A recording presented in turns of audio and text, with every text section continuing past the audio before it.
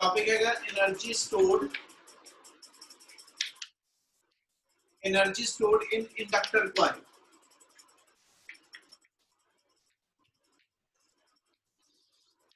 जिदा को ਆਪਾਂ डिफाइन करिए कि जे अपने कोल ऐसा किसी रजिस्टर चो करंट फ्लो करता तो ਅਸੀਂ ਕਹਿੰਦੇ ਜੀ ਉੱਥੇ ਰੈਜ਼ਿਸਟੈਂਸ ਦੇ ਅਗੇਂਸਟ ਕਰੰਟ ਨੂੰ ਵਰਕ ਕਰਕੇ ਹੀਟ એનર્ਜੀ ਪ੍ਰੋਡਿਊਸ ਹੁੰਦੀ ਹੈ।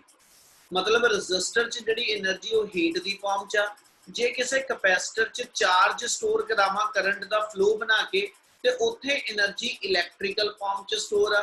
ਇਦਾਂ ਜੇ ਇੰਡਕਟਰ ਕੋਇਲ ਚੋਂ ਕਰੰਟ ਪਾਸ ਕਰੀਏ ਤੇ ਉੱਥੇ એનર્ਜੀ ਕਿਹੜੀ ਫਾਰਮ ਚ ਆ? એનર્ਜੀ ਮੈਗਨੈਟਿਕ એનર્ਜੀ ਆ। मतलब किसी इंडक्टर कॉइल दे विचों जदों असीं यानी किसी सोलेनॉइड दे विचों असीं करंट पास करते हैं ते करंट दे करके उस सोलेनॉइड दे अंदर जिहड़ी एनर्जी मैग्नेटिक फॉर्म च स्टोर हुंदी है उहने क्या उहदी वैल्यू कढ दिओ। ते आपां एक टॉपिक जिहड़ा वा फर्स्ट यूनिट च पढ़िया सी energy stored in capacitor. Energy stored in capacitor ditto word च उसे टॉपिक दे रिलेटेड ही इस दा रिजल्ट बन के आना। आपां शो पे करते पे कि अपने को एक इंडक्टर कॉइल है और इस इंडक्टर कॉइल को तुसी किसी सोर्स ऑफ ईएमएफ ना जोड़िया। ठीक है, इस सोर्स ऑफ ईएमएफ ने इस इक्वेशन के अकॉर्डिंगली सर्किट च वोल्टेज सप्लाई की जिदे करके सर्किट च आई एम्पीयर का करंट पास करेगा।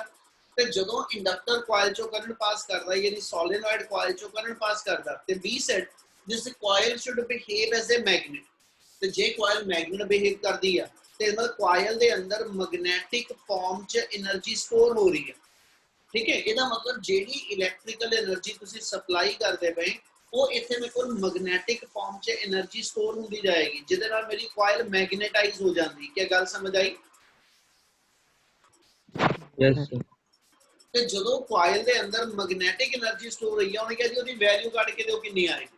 तो बेटा इन्हों आप कितों शुरू करते पे कहना जी जदों करंट सप्लाई करांगा।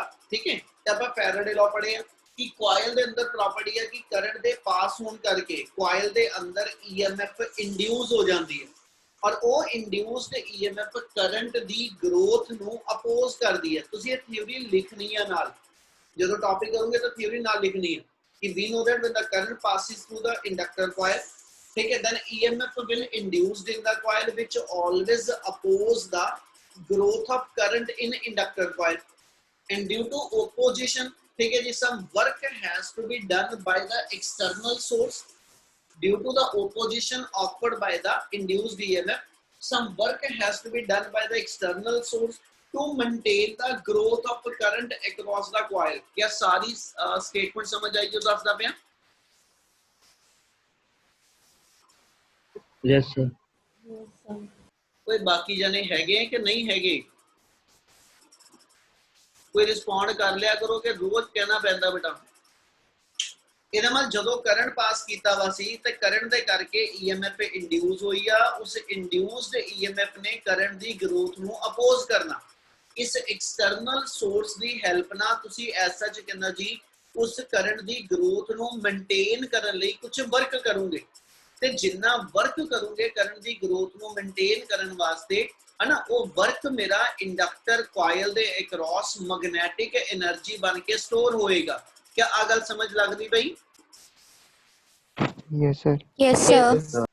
सो ओदे अकॉर्डिंगली अपन तो गल शुरू करदे पे we know that EMF induced in the coil,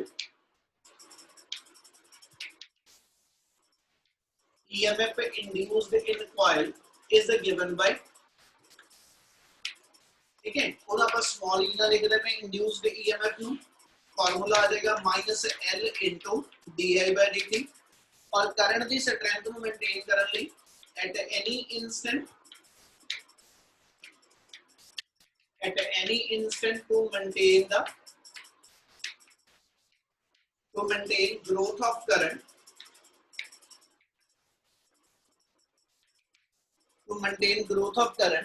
external source will do some work. External source will do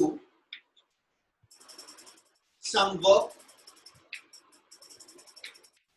ठीक है, और जितना एक्सटर्नल सोर्स ना पर सेकंड वर्क करांगे उन्होंने डिफाइन करिए तो देयरफॉर अपने को आ जाएगा ठीक है ਜਿਹੜਾ ਵਰਕ ਪਰ ਸੈਕਿੰਡ ਅਸੀਂ ਕਰਦੇ ਪਏ ਕਰਨ ਦੀ ਸਟਰੈਂਥ ਨੂੰ ਮੇਨਟੇਨ ਕਰਨ ਲਈ ਯਾਨੀ ਇੱਕ ਪਾਸੇ ਮੈਂ ਪਾਵਰ ਡਿਫਾਈਨ ਕਰ ਲਈ ठीक है that should be equal to product of E into I average power वाला ਆਪਾਂ ਕੀਤਾ ਟੌਪਿਕ ਉਹ ਚ ਵੀ ਸੇਮ ਲਗਾਇਆ ਸੀ ਬੇਟਾ ਇੱਕ ਪਾਸੇ power the formula product of voltage into current ਆ ਇੱਕ ਪਾਸੇ ਪਾਵਰ ਦਾ ਫਾਰਮੂਲਾ ਵਰਕ ਬਾਈ ਟਾਈਮ ਆ ਕੀ ਆ ਚੀਜ਼ ਕਲੀਅਰ ਆ Yes, sir. Yes, sir. ਜੇ ਮੈਂ E ਨੂੰ ਡਿਫਾਈਨ ਕਰਾਂ ਤੇ ਜਿਹੜੀ ਅਪਲਾਈਡ EMF ਆ ਕਿਸੇ ਵੀ ਟਾਈਮ ਤੇ ਇੰਡਿਊਸਡ EMF ਦੇ ਬਰਾਬਰ ਬਟ ਉਹ ਤੋਂ ਆਪੋਜ਼ਿਟ ਅਪਲਾਈਡ ਹੋਏਗੀ ਇਹਦਾ ਮਤਲਬ ਇਹਦੀ ਵੈਲਿਊ ਆ ਗਈ ਪਲੱਸ L di/dt ਆ ਵੈਲਿਊ ਤੇ ਪੁੱਟ ਅਪ ਕਰ ਲਈਏ ਤੇ देयरफॉर ਸਾਡੇ ਕੋਲ dw ਦੀ ਵੈਲਿਊ ਆ ਜਾਏਗੀ ਆ ਵੈਲਿਊ ਪੁੱਟ ਅਪ ਕਰ ਲਓ L di/dt I ਤੇ dt ਨੂੰ ਉਸ ਸਾਈਡ ਆ ਚਲੋ dt क्या इतना क्लियर है Yes, sir. Yes, sir. ਇਹਦੇ ਵਿੱਚ ਜੇ dt ਆਪਾਂ ਕੈਨਸਲ ਆਊਟ ਕਰਕੇ ਚਲੀਏ ਤੇ देयरफॉर ਸਾਡੇ ਕੋਲ ਜਿਹੜਾ ਵਰਕ ਡਨ ਆ ਗਿਆ ਉਹਦੀ ਵੈਲਿਊ ਆ ਗਈ Li di ਇਹਦਾ ਮਤਲਬ ਆ ਕਿ ਵੀ I ਜਦੋਂ ਸਰਕਟ 'ਚ ਕਰੰਟ ਆ ਔਰ L ਉਸ ਕੋਇਲ ਦੀ ਇੰਡਕਟੈਂਸ ਆ ਉਦੋਂ di ਕਰੰਟ ਗਰੋ ਕਰਾਉਣ ਵਾਸਤੇ ਮੈਨੂੰ dw ਦੇ ਬਰਾਬਰ ਵਰਕ ਕਰਨਾ ਪਿਆ ਇਹਦੇ ਨਾਲ ਸਮਾਲ ਕਰੰਟ ਦੀ ਗਰੋਥ ਲਈ ਸਮਾਲ ਵਰਕ ਆ ਗਿਆ ਇਹਦੇ ਜੇ ਟੋਟਲ ਕਰੰਟ ਦੀ ਗਰੋਥ ਲਈ ਕੱਢਣਾ ਠੀਕ ਹੈ ਤਾਂ ਇਹਨੂੰ ਇੰਟੀਗ੍ਰੇਟ ਕਰ ਦੋ ਯਾਨੀ next line to calculate growth of current ये the equal to calculate total work done to calculate total work done integrate equation 1 with the limits ठीक है इंटीग्रेट कर दो इस इक्वेशन को तो देयरफॉर अपने को आ जाएगा integration of dw इधरो L coefficient of self induction की वैल्यू फिक्स ही रहेगी L बार लिख रही हूं I into di करंट मान लो 0 तो लेके I नॉट तक ग्रो कीता ते वर्क मेरा 0 तो W हो गया क्या स्टेप क्लियर है Yes, sir. Yes, sir. Therefore अपने को इसको आ जाएगा dw दे यानी ते W इंटीग्रेशन रह जानी ठीक है और इधरो मेरे को आ जाएगी L into I into di है यानी I square by 2 और लिमिट है कि 0 to I नॉट ये तो डिफाइन कर लो देयरफॉर अपने को वर्क की वैल्यू आ गई half L I naught square कोई दसेगा कि ਜਦੋਂ कैपेसिटर ਚ એનર્ਜੀ स्टोर ਹੁੰਦੀ ਆ ਤੇ ਆਪਣਾ ਫਾਰਮੂਲਾ ਕੀ ਹੁੰਦਾ Half CV square. Half CV ਹੈ ਨਾ ਇੱਥੇ ਕੈਪੈਸਿਟੈਂਸ ਦੀ ਥਾਂ ਤੇ ਇੰਡਕਟੈਂਸ ਆ ਗਈ ਤੇ ਪੋਟੈਂਸ਼ੀਅਲ ਡਿਫਰੈਂਸ ਦੀ ਥਾਂ ਤੇ ਇੱਥੇ ਮੇਰੇ ਕੋਲ ਕਰੰਟ ਆ ਗਿਆ ਇੰਨਾ ਵਰਕ ਕਰਨਾ ਪਿਆ ਮੈਨੂੰ ਆਪਣੇ ਕਰੰਟ ਦੀ ਗਰੋਥ ਨੂੰ ਮੇਨਟੇਨ ਕਰਨ ਵਾਸਤੇ ਕੋਇਲ ਦੇ ਅੰਦਰ ਤੇ ਜਿੰਨਾ ਵਰਕ ਕੀਤਾ ਇਹ ਕੋਇਲ ਦੇ ਅੰਦਰ ਮੈਗਨੈਟਿਕ એનર્ਜੀ ਬਣ ਕੇ ਸਟੋਰ ਹੋ ਜੂ Yes, sir. यानी जे लास्ट स्टेप लिखा बेटा एक पार्ट इथे कंप्लीट होएगा जे ਆਪਾਂ ਕੰਟੀਨਿਊ ਕਰਨਾ according to work energy theorem ਜੇ वर्क एनर्जी थ्योरम ਦੇ ਅਕॉर्डिंगली डिफाइन करिए ਤੇ work should be equal to energy store ਤੇ देयरफॉर ਆਪਣੇ ਕੋਲ एनर्जी स्टोर मैग्नेटिक फॉर्म ਚ ਉਹਨੂੰ UV ਸਿੰਬਲ ਦੇਣੇ ਆ ਤੇ देयरफॉर ਜਿਹੜੀ ਆਪਣੀ एनर्जी स्टोर ਆ ਗਈ ਉਹਦਾ ਫਾਰਮੂਲਾ ਆ ਜਾਏਗਾ half L I naught square any inductor coil के अंदर एनर्जी मैग्नेटिक फॉर्म में स्टोर है क्या फार्मूला क्लियर है Yes, sir. एक फार्मूला अपने को आ गया एनर्जी स्टोर्ड इन इंडक्टर कॉइल हजे ਇਹਦੀ ਸੈਕਿੰਡ ਫਾਰਮ ਇੱਕ ਬਣਾਉਣ ਲੱਗੇ ਬੋਰਡ ਦੇ ਪੇਪਰ 'ਚ ਇੱਕ ਕੁਐਸਚਨ ਆਇਆ ਹੋਇਆ ਵਾ ਬੇਟਾ ਠੀਕ ਹੈ ਕਿ ਵੀ ਇਹਨੂੰ ਮੈਗਨੈਟਿਕ ਫੀਲਡ ਦੀ ਫਾਰਮ 'ਚ ਕਨਵਰਟ ਕਰੋ ਕੀ ਰਿਲੇਸ਼ਨ ਬਣਦਾ ਉਹਦੇ ਲਈ ਹੁਣ ਆਪਾਂ ਕਰਨਾ ਕੀ ਆ L ਮੇਰੇ ਕੋਲ ਕੋਐਫੀਸ਼ੀਐਂਟ ਆਫ ਸੈਲਫ ਇੰਡਕਟੈਂਸ ਆ ਹੈਨਾ ਤੇ self inductance of long solenoid ਆਪਾਂ 4A ਚ ਪੜਿਆ ਟੌਪਿਕ ਉਹਦਾ ਫਾਰਮੂਲਾ ਤੇ ਆ I ਨॉट ਜਿਹੜਾ ਕਰੰਟ ਹੈ ਯਾਨੀ ਇਹਨੂੰ ਮੈਗਨੈਟਿਕ ਫੀਲਡ ਦੀ ਫਾਰਮ ਚ ਜਿਹੜਾ ਫਾਰਮੂਲਾ ਇਹ ਤੇ ਦੋ ਫਾਰਮੂਲੇ ਲਗਾ ਕੇ ਇੱਕ ਸੈਲਫ ਇੰਡਕਟੈਂਸ ਵਾਸਤੇ ਇੱਕ ਕਰੰਟ ਨੂੰ ਮੈਗਨੈਟਿਕ ਫੀਲਡ ਚ ਕਨਵਰਟ ਕਰਕੇ ਆਪਾਂ ਮੈਗਨੈਟਿਕ એનર્ਜੀ ਨੂੰ ਮੈਗਨੈਟਿਕ ਫੀਲਡ ਇੰਟੈਂਸਿਟੀ ਦੀ ਫਾਰਮ ਚ ਕਨਵਰਟ ਕਰਨ ਲੱਗੇ ਆ ਕੀ ਗੱਲ ਸਮਝ ਆਈ Yes, sir. चलो यही स्टेप ऊपर शुरू करें आपने को उन्होंने ये किया हुआ we know that magnetic energy ਦਾ ਫਾਰਮੂਲਾ ਆ ਗਿਆ half L I naught square ਇਹ ਚ ਤੁਸੀਂ L ਦੀ ਵੈਲਿਊ ਵਾਸਤੇ ਡਿਫਾਈਨ ਕਰੋ L ਇਕੁਅਲ ਟੂ ਹੁੰਦਾ self inductance of a long solenoid ਦਾ ਫਾਰਮੂਲਾ ਲਿਖ ਰਿਹਾ ਆਂਦਾ ਹੋਣਾ ਚਾਹੀਦਾ mu naught n square A by L क्या फार्मूला याद है जो ਆਪਾਂ ਕੀਤਾ ਸੀ ਇਹ ਵਾਲਾ? Yes, sir. लॉन्ग सोलेनॉइड ਦੀ ਸੈਲਫ ਇੰਡਕਟੈਂਸ ਦਾ ਫਾਰਮੂਲਾ ਵਾ L ਇਹਦਾ ਨੇ ਸਿੱਧਾ ਇੱਥੇ ਸਬਸਟੀਟਿਊਟ ਹੋ ਜਾਏਗਾ। ਦੂਜੇ ਪਾਸੇ I ਨੂੰ ਚੇਂਜ ਕਰਨ ਲਈ magnetic field due to solenoid ਦਾ ਫਾਰਮੂਲਾ ਕੰਸੀਡਰ ਕਰ ਰਹੇ ਹਾਂ ਜਿਹਦੀ ਵੈਲਿਊ ਸੀਗੀ μ0 Ni।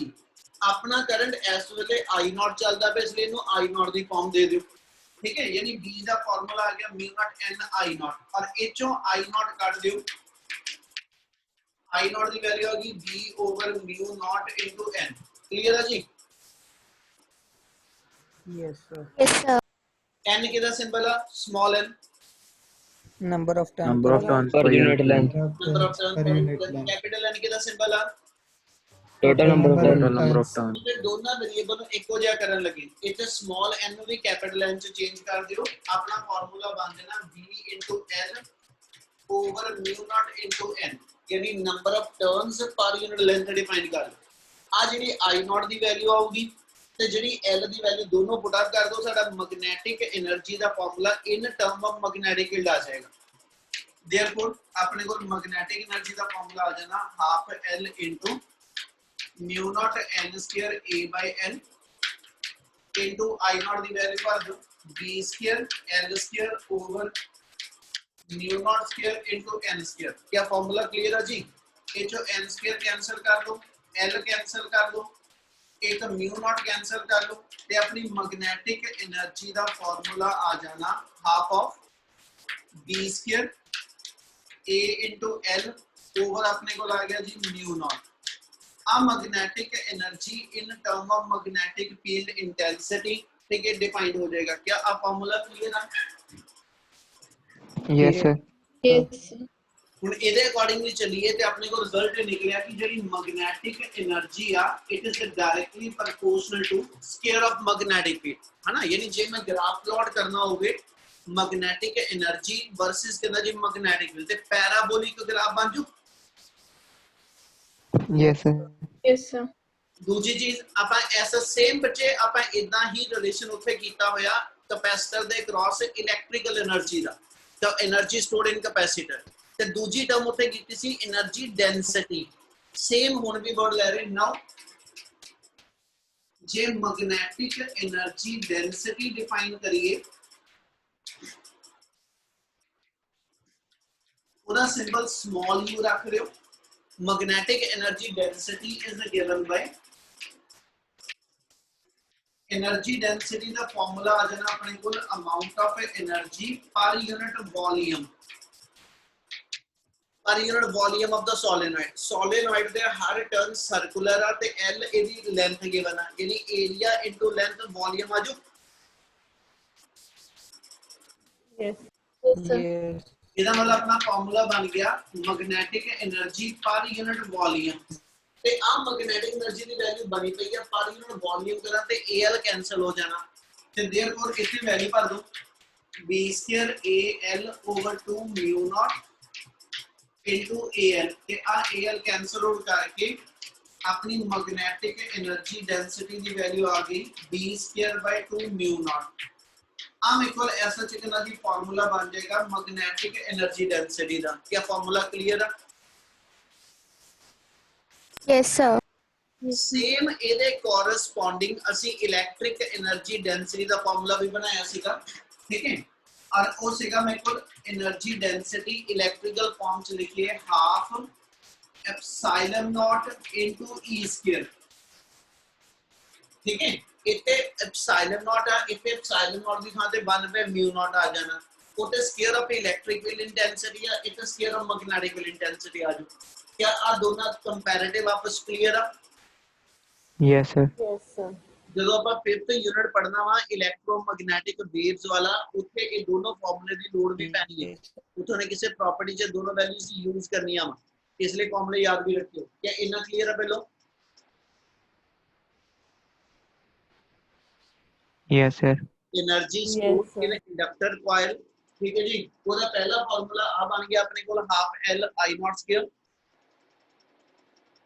ਉਹਦਾ ਫਰਸਟ ਫਾਰਮੂਲਾ ਆਪਣਾ ਆ ਬਣ ਗਿਆ half L I naught square. दूसरा फार्मूला एनर्जी डेंसिटी दी फॉर्म च आ गया B स्क्वायर बाय 2 μ0। क्या दोनों दे दोनों फार्मूले दी डेरिवेशन क्लियर है? Yes, sir. Kinetic energy and the energy density the unit symbol same ਹੀ ਹੈ। ਨਹੀਂ ਪੁੱਤ, ਉਹਨੂੰ ਸਮਾਲ ਯੂ ਨਾ ਕਰ ਲਿਆ, ਉਹਨੂੰ ਕੈਪੀਟਲ ਯੂ ਨਾ ਕਰ ਲਿਆ। Okay sir. એનર્ਜੀ ਡੈਂਸਿਟੀ ਆਪਾਂ ਸਮਾਲ ਯੂ ਨਾਲ ਲਿਖ ਦਈਦੀ ਆ, એનર્ਜੀ ਜਿਹੜੀ ਅਸੀਂ ਕੈਪੀਟਲ ਯੂ ਨਾਲ ਲਿਖ ਦਿੰਨੇ। ਬਦਲਣਾ ਸਿੰਬਲ, ਸੌਰੀ ਬਦਲਣਾ ਸਿੰਬਲ ਬਦਲ ਸਕਦੇ ਹੋ, ਠੀਕ ਹੈ, ਪਰ ਆ ਆਪਾਂ ਨਾਰਮਲ ਸਿੰਬਲ ਲੈ ਕੇ ਚੱਲਦੇ। ਸੇਮ ਇਹੀ ਇਲੈਕਟ੍ਰੀਕਲ ਫਾਰਮ ਚ ਵੀ ਹੈ, ਠੀਕ ਹੈ ਨਾ। ਸਮਾਲ ਯੂ ਤੇ ਕੈਪੀਟਲ ਯੂ એનર્ਜੀ ਡੈਂਸਿਟੀ ਤੇ એનર્ਜੀ ਦੇ ਸਿੰਬਲ ਆਪਣੇ। ਕਲੀਅਰ ਹੈ? Yes sir. ਹਾਂਜੀ, ਹੁਣ ਇਹ ਚ ਕਿਸੇ ਨੂੰ ਡਾਊਟ ਹੈ ਕੋਈ?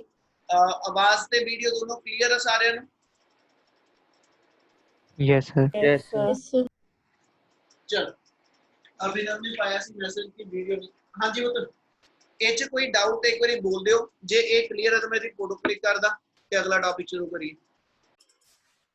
ਹਾਂਜੀ, ਨੈਕਸਟ ਟਾਪਿਕ ਆਣਾ ਆਪਣੇ ਕੋਲ ਐਲਸੀ ਆਸਸੀਲੇਸ਼ਨਸ।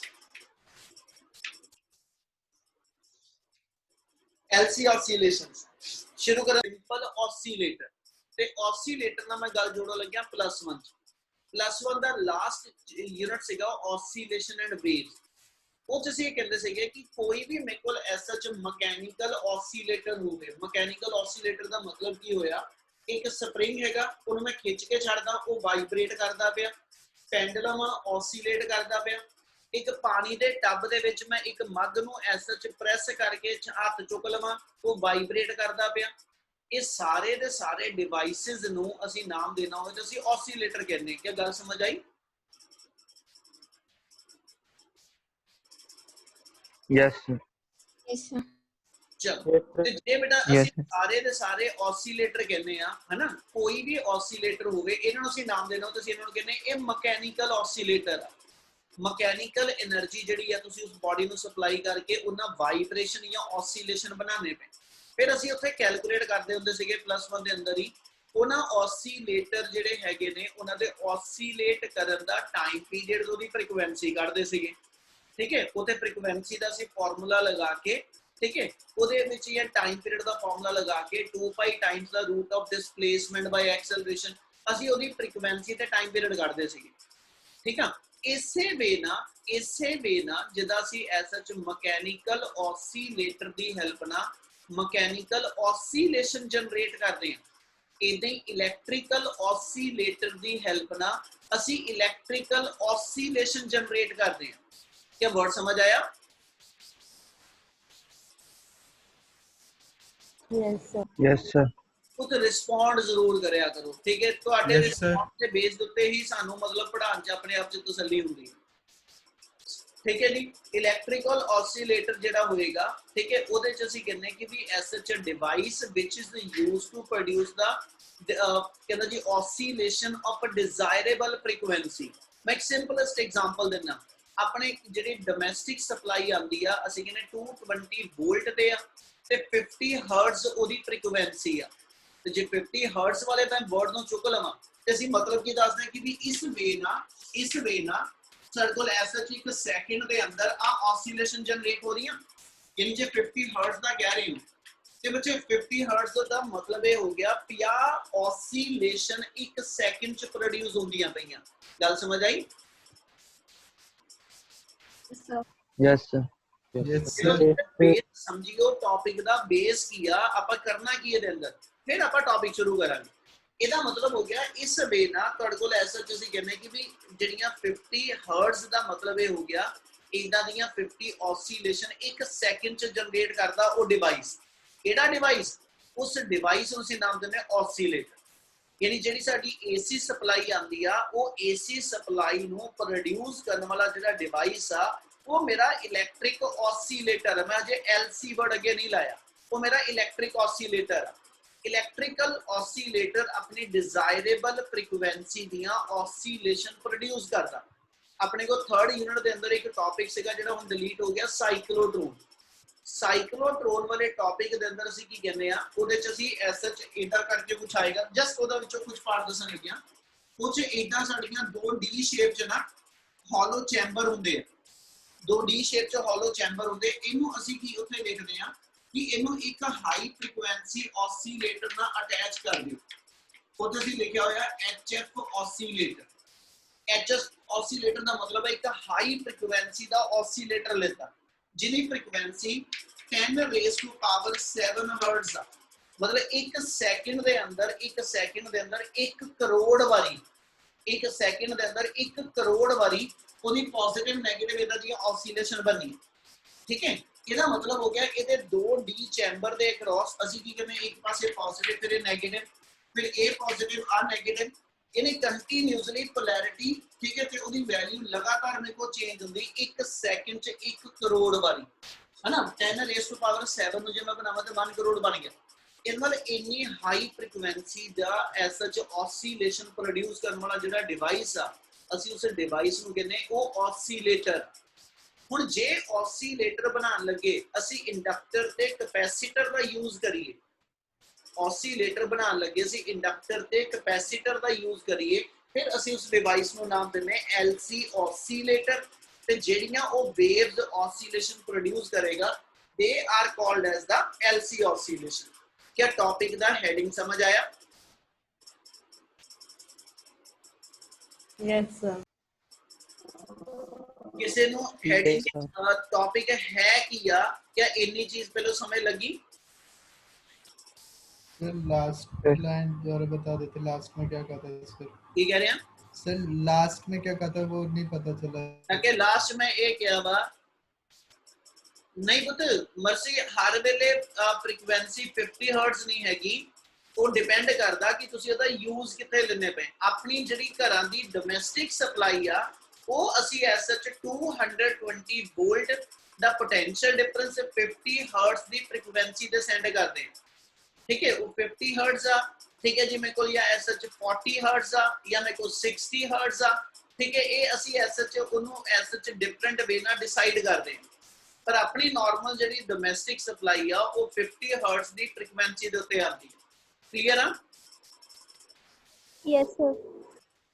नितिन जी लास्ट सिर्फ मैं इतना दसिया बेटा कि जे ऑसिलेटर बनान लगे, ऑसिलेटर ਜਿਹੜਾ ਸਾਡਾ ਡਿਵਾਈਸ ਹੋਏਗਾ ਉਹਨੂੰ ਬਣਾਉਣ ਲੱਗੇ ਅਸੀਂ ਉੱਚ ਇੰਡਕਟਰ ਤੇ ਕੈਪੈਸੀਟਰ ਦਾ ਯੂਜ਼ ਕਰਦੇ ਹੋਈਏ, ਤੇ ਫਿਰ ਇੰਡਕਟਰ ਕੈਪੈਸੀਟਰ ਨਾਲ ਜਿਹੜਾ ਸਾਡਾ ऑसिलेटर ਬਣਦਾ ਉਹਨੂੰ ਅਸੀਂ LC ऑसिलेटर ਕਹਿੰਦੇ ਆ। ਕਲੀਅਰ ਆ? Yes sir. चलो ਹੁਣ ਗੱਲ ਸ਼ੁਰੂ ਕਰਨ ਲੱਗਿਆ, ਠੀਕ ਹੈ ਜੀ। ਟੌਪਿਕ ਦੀ ਇੰਟਰੋ ਆਪਣੇ ਕੋਲ ਇੰਨੀ ਕ ਆਪਾਂ ਨੂੰ ਲੋਡ ਸੀਗੀ, ਇਸ ਤੋਂ ਬਾਅਦ ਹੁਣ ਟੌਪਿਕ 'ਚ ਆਣਾ ਕੀ ਉਹ ਸਮਝੋ ਜ਼ਰਾ। ਟੌਪਿਕ ਹੈਗਾ LC oscillation. LC oscillation produce ਕਰਨ ਵਾਲਾ ਡਿਵਾਈਸ LC ऑसिलेटर ਆ। LC ऑसिलेटर ਦੇ ਕੰਪੋਨੈਂਟ ਕਿਹੜੇ, ਉਥੋਂ ਗੱਲ ਸ਼ੁਰੂ ਕਰ ਲਿਆ। ਇੱਕ ਮੇਰੇ ਕੋਲ ਇੰਡਕਟਰ ਕੋਇਲ ਹੋਗੀ ਔਰ ਇਸ ਇੰਡਕਟਰ ਕੋਇਲ ਨੂੰ ਇੱਕ ਕੈਪੈਸੀਟਰ ਦੇ ਨਾਲ ਅਟੈਚ ਕਰ ਲਿਆ, ਠੀਕ ਹੈ। ਔਰ ਇਸ ਅਰੇਂਜਮੈਂਟ ਨੂੰ, ठीक है, इस अरेंजमेंट नो एक ऐसा जैसे की कर दे पे आ बैटरी लगा देती नाल 92 की लगा देती, ठीक है। और एक आपा इथे जेडी 92 की होर लगा देती K2 ते K1। आ मेरा कैपेसिटर आ गया, आ मेरा इंडक्टर कॉइल गिवन। इनिशियली जदों तुसी सच इस डिवाइस को ऑसिलेशन प्रोड्यूस करानी आ, ਅਸੀਂ ਇਸ डिवाइस ਨੂੰ स्टार्ट ਕਿਹੜੇ ਵੇ ਨਾਲ ਕਰਨਾ, ਉਹਦੇ ਲਈ ਕੀ ਹੋਏਗਾ, initially you have to remove ਦਾ ਕੀ K2 and you press the key K1। ਤੁਸੀਂ ਕੀ K1 ਪ੍ਰੈਸ ਕਰ ਦਿਓ, ਆ ਕੀ ਪ੍ਰੈਸ ਕਰ ਦਿਓ, ਠੀਕ ਹੈ। K2 ਕੀ ਮੇਰੀ ਓਪਨ ਹੀ ਆ, ਇਹਦੇ ਨਾਲ ਕੀ ਹੋਏਗਾ, ਜਦੋਂ ਐਸਐਚ ਆ ਕੀ ਪ੍ਰੈਸ ਕਰਾਂਗਾ ਇਸ ਬੈਟਰੀ ਦਾ ਕਰੰਟ ਜਿਹੜਾ ਵਾ, ਠੀਕ ਹੈ, ਉਹ ਐਸਐਚ ਕਿੰਨਾ ਜੀ ਇਸ ਮੂਵਮੈਂਟ ਤੇ ਇਸ ਸਰਕਟ ਦੇ ਇੰਨੇ ਪੋਰਸ਼ਨ ਚ ਫਲੋ ਕਰੇਗਾ, ਯਾਨੀ ਮੇਰਾ ਆ ਇੰਨਾ ਸਰਕਟ ਚੱਲਣਾ ਸ਼ੁਰੂ ਹੋਊ, ਠੀਕ ਹੈ। ਕਿਉਂਕਿ ਉੱਪਰ ਲਈ ਕੀ ਆਫ ਆ, ਇਸ ਲਈ ਇਧਰੋਂ ਆ ਕੇ ਕੋਈ ਕਰੰਟ ਜਾਂ ਚਾਰਜ ਉੱਪਰ ਨਹੀਂ ਜਾਣਾ। ਜਿੰਨਾ ਵੀ ਬੈਟਰੀ ਦਾ ਚਾਰਜ ਹੋਏਗਾ ਉਹ ਇਸ ਕੈਪੈਸਿਟਰ ਚ ਜਾਣਾ ਸ਼ੁਰੂ ਹੋ ਜੂ। ਇਹਨੂੰ ਮੈਂ ਇਦਾਂ ਬੋਲਾਂਗਾ, it means capacitor now start charging. ਜਦੋਂ ਕੈਪੈਸਿਟਰ ਚ ਕਰੰਟ ਫਲੋ ਕਰਦਾ, ਕਰੰਟ ਦੇ ਕਰਕੇ ਤੁਹਾਡਾ ਕੈਪੈਸਿਟਰ ਜਿਹੜਾ ਉਹ ਚਾਰਜ ਹੋਣਾ ਸ਼ੁਰੂ ਹੋ ਜਾਣਾ, ਯਾਨੀ ਇਸ ਵੇ ਨਾਲ ਮੇਰਾ ਕੈਪੈਸਿਟਰ ਜਿਹੜਾ ਹੋਏਗਾ ਉਹ ਚਾਰਜ ਹੋਣਾ ਸ਼ੁਰੂ ਹੋ ਜੂ। ਕੀ ਗੱਲ ਸਮਝ ਆਈ? Yes sir. Yes, sir. Yes. ਇੱਕ ਸਟੇਜ ਤੱਕ ਜਾਂਦੇ ਜਾਂਦੇ, ਠੀਕ ਹੈ ਜੀ, ਇੱਕ ਸਟੇਜ ਤੇ ਆ ਕੇ ਕੈਪੈਸਿਟਰ ਸਾਡਾ ਕੰਪਲੀਟ ਚਾਰਜ ਹੋ ਜਾਏਗਾ। Once the capacitor become to be fully charge, ਜਦੋਂ ਇੱਕ ਵਾਰੀ ਕੈਪੈਸਿਟਰ ਸਾਡਾ ਫੁੱਲ ਚਾਰਜ ਹੋ ਗਿਆ, ਨਾਓ ਯੂ ਰਿਮੂਵ ਦਾ ਕੀ K1। ਜਦੋਂ ਤੁਹਾਡਾ ਕੈਪੈਸਿਟਰ ਫੁੱਲ ਚਾਰਜ ਹੋ ਗਿਆ, ਕੀ K1 ਰਿਮੂਵ ਕਰ ਦਿਓ। ਇਹਦਾ ਮਤਲਬ ਇੱਕ ਤਰ੍ਹਾਂ ਆ ਇੰਨਾ ਸਰਕਟ ਤੁਹਾਡਾ ਜਿਹੜਾ ਇਹ ਬੰਦ ਹੋ ਗਿਆ, ਹੁਣ ਆ ਸਰਕਟ ਆਪਣਾ ਪਾਰਟ ਨਹੀਂ ਰਹਿ ਗਿਆ। ਗੱਲ ਸਮਝ ਆਈ? Yes, yes sir. Sir Yes, sir. ਠੀਕ ਹੈ ਜੀ। ਹੁਣ ਤੁਸੀਂ ਆਪਣਾ ਕੈਪੈਸਿਟਰ ਜਿਹੜਾ ਉਹ ਚਾਰਜ ਕਰਕੇ ਰੱਖ ਲਿਆ, ਉਸ ਤੋਂ ਬਾਅਦ ਕੀ ਹੋਏਗਾ, ਕੈਪੈਸਿਟਰ ਦੀ ਇੱਕ ਪਲੇਟ ਜਿਹੜੀ ਆ, ਆਹ ਵਾਲੀ ਜਿਹੜੀ ਪਲੇਟ ਹੋਏਗੀ ਇਹ ਪੋਜ਼ਿਟਿਵ ਪੋਟੈਂਸ਼ੀਅਲ ਤੇ ਆ, ਦੂਜੀ ਪਲੇਟ ਨੈਗੇਟਿਵ ਪੋਟੈਂਸ਼ੀਅਲ ਤੇ ਆ। ਇਹਦਾ ਮਤਲਬ ਇਸ ਕੈਪੈਸਿਟਰ ਦੇ ਅਕ੍ਰੋਸ ਬੈਟਰੀ ਦੀ ਕੈਮੀਕਲ એનર્ਜੀ ਜਿਹੜੀ ਸੀਗੀ ਉਹ ਇਲੈਕਟ੍ਰੀਕਲ એનર્ਜੀ ਬਣ ਕੇ ਚ ਸਟੋਰ ਹੋ ਚੁੱਕੀ ਆ। ਇਹਨਾਂ ਕਲੀਅਰ ਆ? Yes, sir. ਹੁਣ ਜੇ ਵੀ એનર્ਜੀ ਇਹਦੇ ਵਿੱਚ ਸਟੋਰ ਹੋ ਗਈ, ਜਦੋਂ ਆ ਕੀ ਪ੍ਰੈਸ ਕਰਾਂਗਾ, ਜਦੋਂ ਆ ਕੀ ਪ੍ਰੈਸ ਕਰਾਂਗਾ, ਨਾਓ ਵਾਟ ਹੈਪਨਡ ਵਿਦ ਇਟ, ਕਹਿੰਦਾ ਜੀ ਨਾਓ ਦਾ ਕੈਪੈਸਿਟਰ ਸਟਾਰਟ ਡਿਸਚਾਰਜਿੰਗ। ਕਿਉਂ? ਕੈਪੈਸਿਟਰ ਦੀ ਆ ਪਲੇਟ ਜਿਹੜਾ ਹਾਈ ਪੋਟੈਂਸ਼ੀਅਲ ਤੇ ਆ ਗਈ ਔਰ ਦੂਜੀ ਪਲੇਟ ਲੋ ਪੋਟੈਂਸ਼ੀਅਲ ਤੇ ਆ ਗਈ। ਇਸ ਸਰਕਟ ਦੇ ਥਰੂ, ਇਸ ਪੋਰਸ਼ਨ ਦੇ ਥਰੂ ਚਾਰਜ ਜਿਹੜਾ ਹੋਏਗਾ ਪੋਜ਼ਿਟਿਵ ਪਲੇਟ ਤੋਂ ਫਲੋ ਕਰਕੇ, ਠੀਕ ਹੈ ਜੀ, ਆ ਨੈਗੇਟਿਵ ਪਲੇਟ ਦੇ ਜਾ ਕੇ ਨਾ ਨਿਊਟਰਲਾਈਜ਼ ਹੋਣਾ ਸ਼ੁਰੂ ਹੋ ਜੂ। ਇਸੇ ਲਾਈਨ ਨੂੰ ਆਪਾਂ ਉਲਟਾ ਇਦਾਂ ਬੋਲ ਦਾਂਗੇ ਕਿ ਇਸ ਪਲੇਟ ਤੇ ਜਿਹੜੇ ਇਲੈਕਟ੍ਰੋਨ ਸਟੋਰ ਹੋਏ ਆ, ਹਨਾ, ਉਹ ਇਲੈਕਟ੍ਰੋਨ ਦਾ ਆ ਪਲੇਟ ਦਾ ਪੋਟੈਂਸ਼ੀਅਲ ਜਿਹੜਾ ਵਾ, ਯਾਨੀ ਇੱਥੇ ਐਕਸੈਸ ਇਲੈਕਟ੍ਰੋਨ ਆ, ਇੱਥੇ ਡੈਫੀਸ਼ੀਐਂਸੀ ਆਫ ਇਲੈਕਟ੍ਰੋਨ, ਤੇ ਇਲੈਕਟ੍ਰੋਨ ਆਟੋਮੈਟਿਕਲੀ ਫਲੋ ਕਰਨਾ ਸ਼ੁਰੂ ਕਰੇਗਾ from high concentration region to low concentration region. यानी कैपेसिटर दी आ साइड तो, ठीक है, इलेक्ट्रॉन फ्लो करके इस कॉइल चो फ्लो करके, ठीक है, इस प्लेट दे पॉजिटिव एंड ते आके इलेक्ट्रॉन पॉजिटिव ते नेगेटिव न्यूट्रलाइज होगा। क्या गल समझ आई? Yes, sir. पहलों जो पढ़िया मैं फिर लाइन दोबारा बोलता पाया, सुन लो एक बारी। पहलों असी बैटरी ला के कैपेसिटर दी चार्जिंग स्टेट लेती है, असी कैपेसिटर अपना चार्ज कीता वा। ਹੁਣ ਜਦੋਂ ਕੈਪੈਸਿਟਰ ਚਾਰਜ ਹੋ ਗਿਆ, ਇਹਦੇ ਅੰਦਰ ਇਲੈਕਟ੍ਰੀਕਲ એનર્ਜੀ ਸਟੋਰ ਹੋ ਚੁੱਕੀ ਆ। ਹੁਣ ਇਹਨੇ ਆਪਣੀ ਇਲੈਕਟ੍ਰੀਕਲ એનર્ਜੀ ਲਾਸ ਕਰਨੀ ਸ਼ੁਰੂ ਕਰਨੀ ਆ। ਕਿਹੜੇ ਵੇ ਨਾਲ? ਡਿਸਚਾਰਜ ਹੋ ਕੇ। ਹੁਣ ਡਿਸਚਾਰਜਿੰਗ ਆਪਾਂ ਕਹਿੰਦੇ ਕਿਉਂ ਹੋਈ? ਉਹਦਾ ਕਾਰਨ ਇਹ ਆ ਕਿ ਵੀ ਇਹਦੀ ਇੱਕ ਪਲੇਟ ਜਿਹੜੀ ਆ ਉਹ ਨੈਗੇਟਿਵ ਪੋਟੈਂਸ਼ੀਅਲ ਤੇ ਦੂਜੀ ਪਲੇਟ ਪੋਜ਼ਿਟਿਵ ਤੇ, ਇਹਨਾਂ ਵਿੱਚ ਪੋਟੈਂਸ਼ੀਅਲ ਦਾ ਡਿਫਰੈਂਸ ਆ। ਤੇ ਜੇ ਪੋਟੈਂਸ਼ੀਅਲ ਦਾ ਡਿਫਰੈਂਸ ਕਿਸੇ ਇੱਕ ਕਲੋਜ਼ ਸਰਕਟ ਚ ਹੋਏਗਾ, ਜਿੱਦਾਂ ਕਿ ਆਪਣਾ ਇਸ ਵੇਲੇ ਸਰਕਟ ਕਲੋਜ਼ ਸਰਕਟ ਆ, ਤੇ ਕਲੋਜ਼ ਸਰਕਟ ਚ ਪੋਟੈਂਸ਼ੀਅਲ ਦੇ ਡਿਫਰੈਂਸ ਦੇ ਕਰਕੇ ਕਰੰਟ ਫਲੋ ਕਰਦਾ। ਇਹਦਾ ਮਤਲਬ ਹੋ ਗਿਆ ਕਿ ਵੀ ਆ ਇਲੈਕਟ੍ਰੋਨ ਨੈਗੇਟਿਵ ਤੋਂ ਘੁੰਮ ਕੇ ਪੋਜ਼ਿਟਿਵ ਵੱਲ ਆਏਗਾ ਤੇ ਕਰੰਟ ਪੋਜ਼ਿਟਿਵ ਤੋਂ ਘੁੰਮ ਕੇ ਨੈਗੇਟਿਵ ਵੱਲ ਜਾਊ। ਇਹਦਾ ਮਤਲਬ ਹੋ ਗਿਆ ਇਸ ਕੋਇਲ ਦੇ ਅਕ੍ਰੋਸ ਕਰੰਟ ਫਲੋ ਕਰਨਾ ਸ਼ੁਰੂ ਹੋ ਜਾਊ।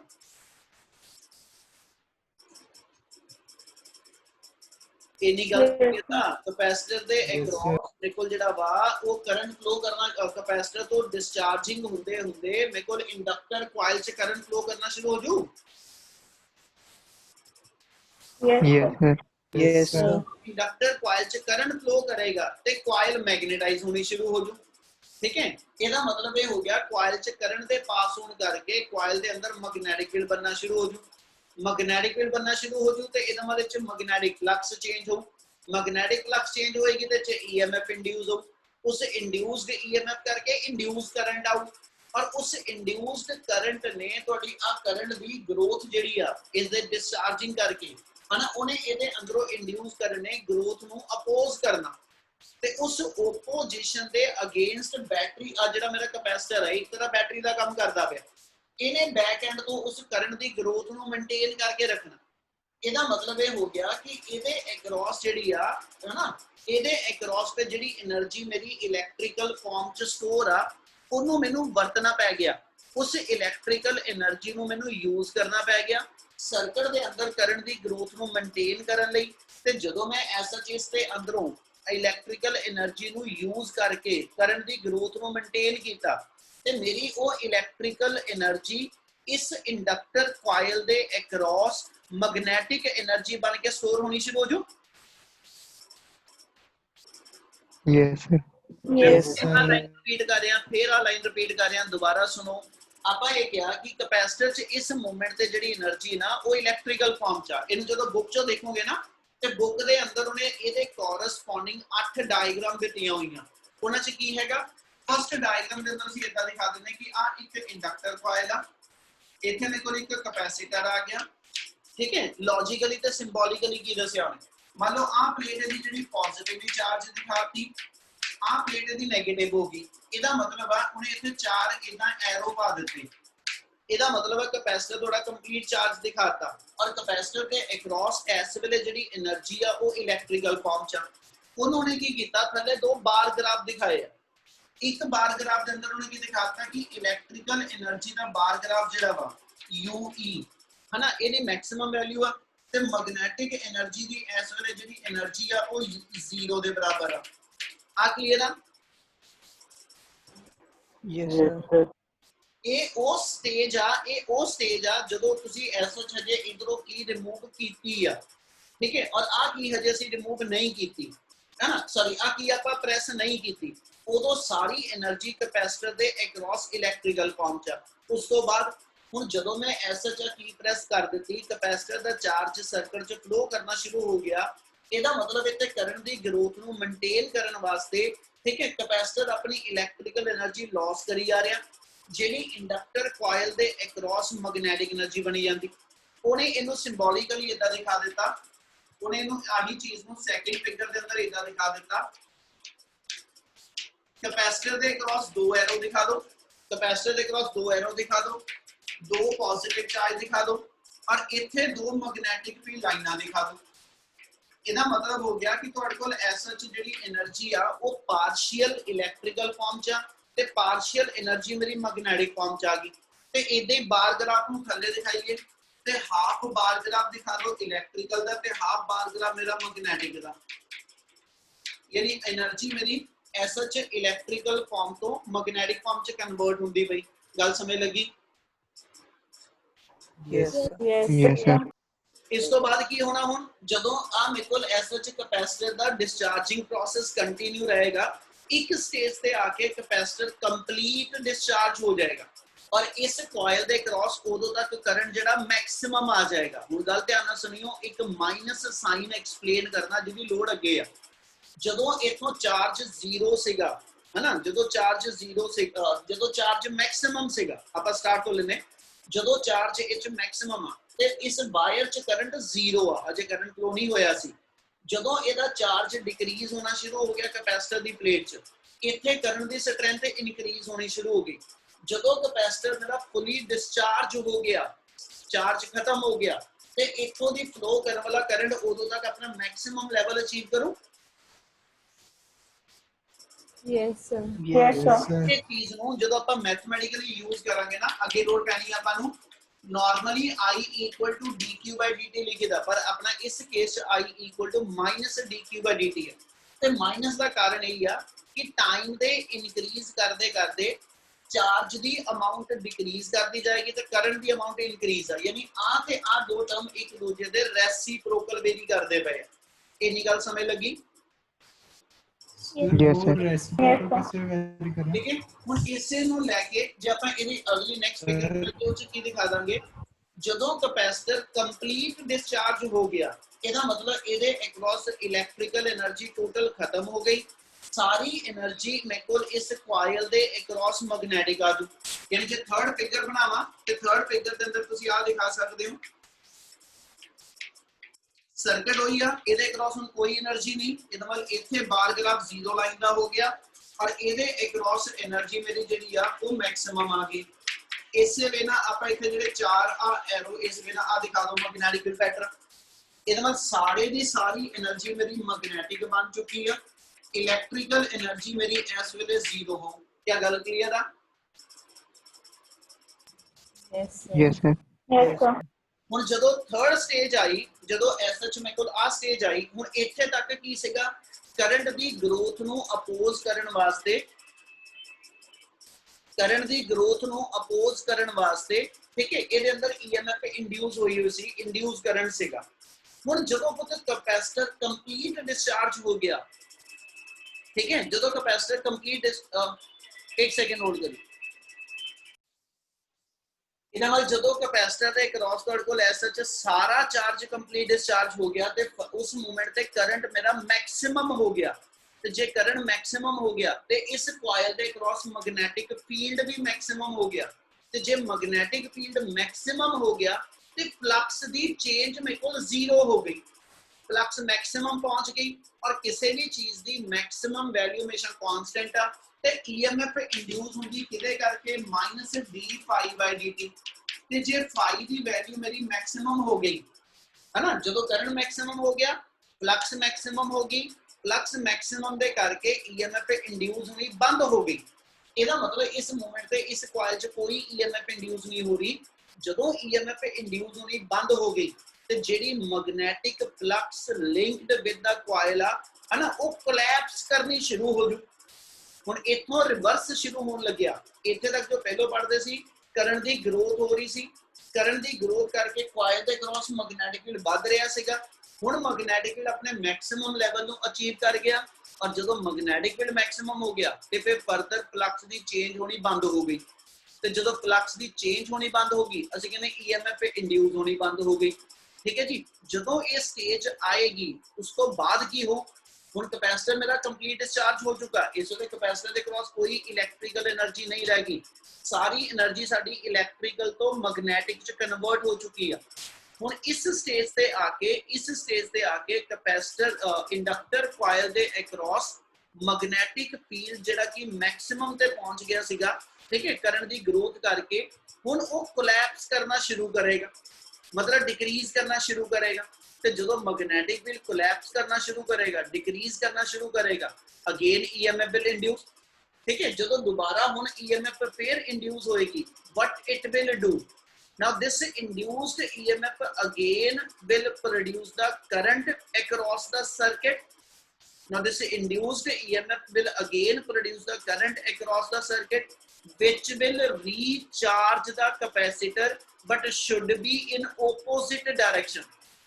उन्हें कैपेसिटर नो रीचार्ज करना शुरू कर देना, उन्हें कैपेसिटर नो रीचार्ज करना शुरू कर देना but should be in opposite direction. क्या आ गल समझ आई? Sir Yes, sir. सर हाँ जी, सर वो नहीं समझ में आया, कोलैप्स करने के बाद फिर वो रिवर्स में कैसे चलेगा? काका जो मैग्नेटिक फील्ड मैक्सिमम पहुंच गया तो ਉਹਦਾ सोर्स ही खत्म हो गया। सोर्स किसी का करंट को आ रहा सी कैपेसिटर तो कैपेसिटर चार्ज भेज ही नहीं रहा, ਹੁਣ कैपेसिटर को चार्ज ही नहीं बचा। तो जे कैपेसिटर ने चार्ज बंद करता तो करंट मैक्सिमम तो 0 ਤੇ ਜਾਊਗਾ। Yes sir. ਤੇ ਇਹਦਾ ਮਤਲਬ ਉਹ ਵੀ ਕਰੰਟ ਜਿਹੜਾ ਮੈਗਨੈਟਿਕ ਫੀਲਡ ਨੂੰ ਵਧਾਉਂਦਾ ਪਿਆ ਸੀ, ਹੁਣ ਜਦੋਂ ਕਰੰਟ ਹੀ ਨਹੀਂ ਆ ਰਿਹਾ ਤਾਂ ਮੈਗਨੈਟਿਕ ਫੀਲਡ ਬੰਦ ਹੋ ਗਿਆ। ਤੇ ਮੈਗਨੈਟਿਕ ਫੀਲਡ ਜਿਹੜਾ ਉਹਦੇ ਵਿੱਚ ਪ੍ਰੈਜ਼ੈਂਟ ਸੀਗਾ ਸੀ ਕਹਿੰਦੇ ਜੀ ਉਹ ਜਦੋਂ ਹੁਣ ਕੋਲੈਪਸ ਕਰਨਾ ਸ਼ੁਰੂ ਕਰੂ, ਜਿੱਦਾਂ ਇੱਥੇ ਪਹਿਲਾਂ ਪੋਟੈਂਸ਼ੀਅਲ ਡਿਫਰੈਂਸ ਸੀਗਾ ਇਹਦੇ ਵਿੱਚ ਆਪਾਂ ਕਹਿੰਦੇ ਜੀ ਮੈਗਨੈਟਿਕ એનર્ਜੀ ਆ ਚੁੱਕੀ ਆ। ਹੁਣ ਜਦੋਂ ਮੈਗਨੈਟਿਕ ਫੀਲਡ ਇਹਦਾ ਡਿਕਰੀਜ਼ ਕਰਨਾ ਸ਼ੁਰੂ ਕਰੇਗਾ ਉਹਦੇ ਕਰਕੇ ਕੋਇਲ 'ਚ ਫੇਰ ਈਐਮਐਫ ਇੰਡਿਊਸ ਹੋ और दोबारा जो ईएमएफ इंड्यूस होगी उन्हें कैपेसिटर नु फिर दोबारा तो रीचार्ज करना। ठीक है, but now the capacitor will be recharging in opposite direction. ਇਹਦਾ ਮਤਲਬ ਇਹ ਹੋ ਗਿਆ ਕਿ ਕੈਪੈਸਿਟਰ ਜਿਹੜਾ ਦੁਬਾਰਾ ਤੋਂ ਰੀਚਾਰਜ ਹੋਏਗਾ ਉਹਦੇ ਵਿੱਚ ਮੇਰੇ ਕੋਲ ਆਹੀ ਸਟੇਜ ਫੇਰ ਬਣਨੀ ਆ, ਆਹੀ ਸਟੇਜ ਇੰਟਰਮੀਡੀਏਟ ਫੇਰ ਬਣੇਗੀ। ਇਸ ਵੇਲੇ ਨੂੰ ਦਿਖਾਣਾ ਪਿਆ ਇੰਡਕਟਰ ਕੋਇਲ ਆ ਗਈ, कैपेसिटर आ गया, ਇਹਨੂੰ ਫੇਰ ਇਸੇ ਵੇਲੇ ਦਿਖਾ ਦੋ।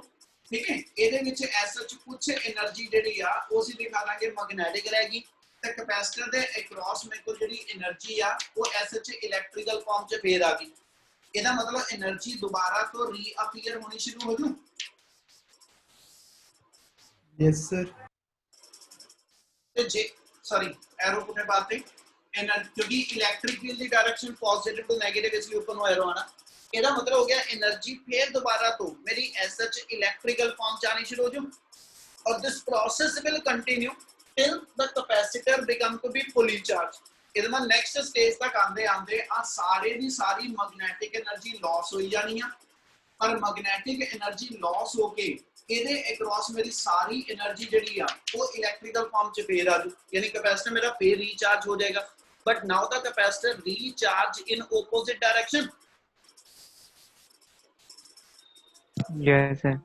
ਤੇ ਜਦੋਂ ਕੈਪੈਸਿਟਰ ਦੁਬਾਰਾ ਰੀਚਾਰਜ ਹੋਇਆ ਇਹਦਾ ਮਤਲਬ ਇਹਦੇ ਅਕ੍ਰੋਸ ਜਿਹੜੀ ਮੈਗਨੈਟਿਕ એનર્ਜੀ ਸੀਗੀ ਉਹ ਫੇਰ ਦੁਬਾਰਾ ਤੋਂ ਇਲੈਕਟ੍ਰੀਕਲ એનર્ਜੀ ਬਣ ਗਈ। Yes sir. ਫੇਰ ਦੁਬਾਰਾ ਕੀ ਸ਼ੁਰੂ ਹੋ ਜਾਣਾ, ਫਿਰ ਕੈਪੈਸਿਟਰ ਦੀ ਇੱਕ ਪਲੇਟ ਹਾਈ ਪੋਟੈਂਸ਼ੀਅਲ ਤੇ ਇੱਕ ਪਲੇਟ ਲੋ ਤੇ ਫਿਰ ਚਾਰਜ ਫਲੋ ਕਰਨਾ ਸ਼ੁਰੂ ਹੋ ਜੂ। ਫਿਰ ਕੈਪੈਸਿਟਰ ਡਿਸਚਾਰਜ ਹੋਣਾ ਸ਼ੁਰੂ ਹੋ ਜੂ। ਕੈਪੈਸਿਟਰ ਦੀ ਡਿਸਚਾਰजिंग ਚ ਫਿਰ ਇਲੈਕਟ੍ਰੀਕਲ એનર્ਜੀ ਰਿਡਿਊਸ ਹੋ, ਮੈਗਨੈਟਿਕ ਬਣ ਜੂ। फिर एक स्टेज पे आके मैग्नेटिक मैक्सिमम, इलेक्ट्रिकल 0, फिर रीचार्जिंग शुरू हो जाएगी। यानी the process of charging and discharging of capacitor and process of magnetisation and demagnetisation of the coil. ਕਹਿੰਦਾ ਜੀ both these process will ਕਹਿੰਦਾ ਜੀ proceed in the continuous manner। ਇਹਦਾ ਮਤਲਬ ਜਦੋਂ ਇਲੈਕਟ੍ਰੀਕਲ ਤੋਂ ਮੈਗਨੈਟਿਕ ਔਰ ਮੈਗਨੈਟਿਕ ਤੋਂ ਇਲੈਕਟ੍ਰੀਕਲ એનર્ਜੀ ਬਣਦੀ ਜਾਏਗੀ, ਠੀਕ ਹੈ, ਉਸ ਇਨਸਟੈਂਟ ਦੇ ਉੱਤੇ ਤੁਹਾਡੇ ਕੋਲ ਜਿਹੜੀ એનર્ਜੀ ਦੀ ਕੰਟੀਨਿਊਸ ਕਨਵਰਜਨ ਹੋਏਗੀ। ਇੰਨੀ ਗੱਲ ਕਲੀਅਰ ਆ? Yes, sir. ਚਲੋ ਟੌਪਿਕ ਕੰਪਲੀਟ ਨਹੀਂ, ਬਟ ਇੱਥੇ ਰੋਕਣ ਲੱਗਿਆ, ਠੀਕ ਹੈ ਜੀ। ਕੰਪਲੀਸ਼ਨ ਦੀ ਕੱਲ ਨੂੰ ਕਰਾਂਗੇ, ਕੱਲ ਸਵੇਰੇ 8 ਤੋਂ 9।